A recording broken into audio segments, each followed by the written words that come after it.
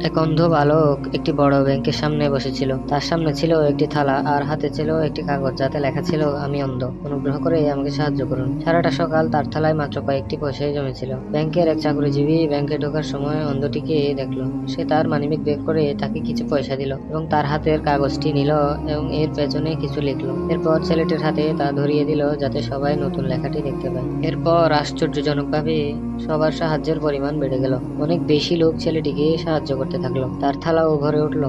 বিকেলে সেই ব্যাংকার তার অফিস থেকে বেরিয়ে ছেলেটিকে দেখতে আসলো। তার গলা চিনতে পেরে ছেলেটি তাকে জিজ্ঞেস করলো, তুমি কি সেই লোক যে আমার কাগজের লেখাটি বদলে দিয়েছিলে? কি লিখেছিলে তুমি? লোকটি বলল, আমিও সত্যটাই লিখেছিলাম, তবে একটু ভিন্নভাবে লিখেছিলাম। আজ খুব সুন্দর একটি দিন, কিন্তু আমার দুর্ভাগ্য, আমি দেখতে পাই না। দুটো লেখাই মানুষকে বলে যে ছেলেটি অন্ধ, কিন্তু প্রথমটি শুধু বলে যে সে অন্ধ, কিন্তু দ্বিতীয় লেখাটি মানুষকে বলে তারা অনেক ভাগ্যবান যে তারা অন্ধ নয়।